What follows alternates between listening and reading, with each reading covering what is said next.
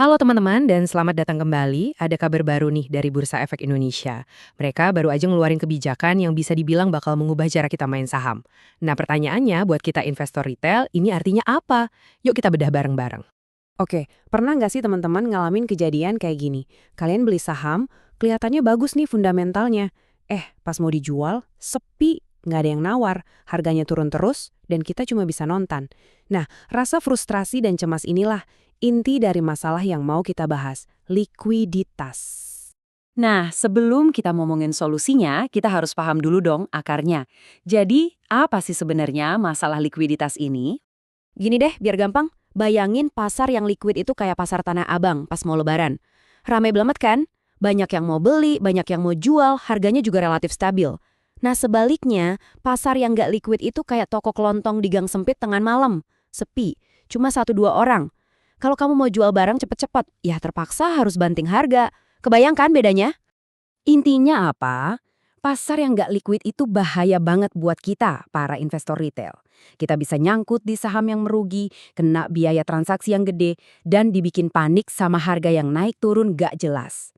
Terus gimana caranya bursa coba ngatasin masalah ini? Oke, ngelihat masalah ini, Bursa Efek Indonesia atau BEI nggak tinggal diem dong. Mereka punya jurus baru. Nah ini dia yang namanya Liquidity Provider.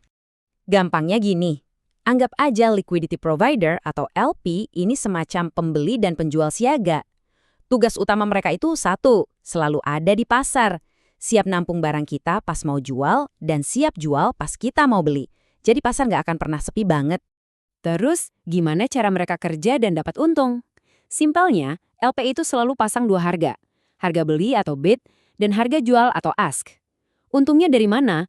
Dari selisih tipis di antara keduanya, atau kita kenal dengan istilah spread. Tipis sih, tapi karena mereka transaksinya gede banget, ya jadi bukit juga. Dan yang paling penting, mereka ini wajib standby terus selama jam bursa buka. Nggak boleh bolos.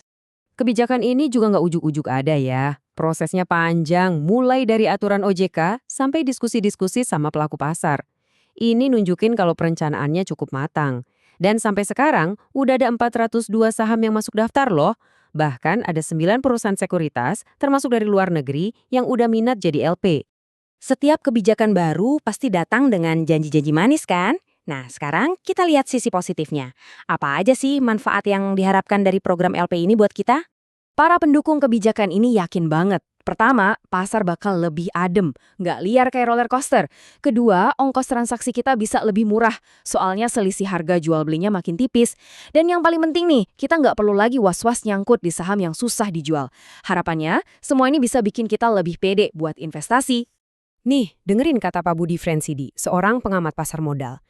Beliau bilang LP ini bisa jadi semacam tiang penyangga. Bayangin deh kalau tiba-tiba ada big fund atau investor asing ngebuang barang gede-gedean. Nah, disitulah LP masuk buat nampung, biar harganya nggak langsung terjun bebas. Jadi kayak jaring pengaman buat kita-kita ini. Tapi tunggu dulu, nggak semuanya setuju. Kayak koin, selalu ada dua sisi. Ada juga resiko besar yang harus kita waspadai.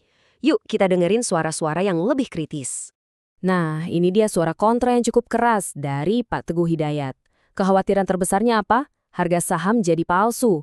Pergerakannya bukan lagi karena fundamental perusahaan, tapi diatur sama segelintir pihak. Wah, ini peringatan serius banget. Bisa jadi bom waktu katanya. Jadi kalau dirangkum, kekhawatirannya itu begini. Para kritikus takut harganya jadi nggak alami lagi. Ada celah buat manipulasi, dan pasar bisa jadi ketagihan sama LP. Kalau suatu saat LP-nya cabut, ya likuiditasnya amblas lagi dong. Dan yang lebih parah, ini jangan-jangan cuma bedak tebel yang nutupin masalah utama, ya emang ada perusahaan yang kualitasnya jelek. Nah, disinilah kita lihat perdebatannya. Di satu kubu ada janji pasar yang stabil, efisien, dan liquid. Tapi, di kubu lain ada ketakutan soal harga palsu, risiko digoreng, dan pertanyaan paling mendasar, ini beneran solusi atau cuma sementara? Oke, setelah dengerin sisi pro dan kontranya, sekarang pertanyaan paling penting. Terus kita sebagai investor harus gimana? Apa yang perlu kita lakuin dengan adanya kebijakan baru ini? Gini, ada beberapa hal yang bisa jadi pegangan kita. Pertama, rajin-rajin cek situs BEI. Lihat saham mana aja yang masuk daftar LP. Kedua, hati-hati sama saham yang free float-nya kecil. Maksudnya, saham yang beredar di publik itu sedikit banget, ini rawan. Dan yang paling-paling penting, jangan pernah tinggalin fundamental. Ingat, LP itu cuma alat bantu, kesehatan asli perusahaan tetap nomor satu. Pada akhirnya, kita kembali ke pertanyaan besar di awal. Apakah kebijakan liquidity provider ini beneran obat mujarab yang bisa menyembuhkan penyakit likuiditas di bursa kita? Atau ini cuma sekedar painkiller, pereda nyeri sementara yang menutupi masalah yang jauh lebih dalam? Jawabannya, iya, cuma waktu yang bisa membuktikan. Terima kasih sudah menyimak ulasan kali ini.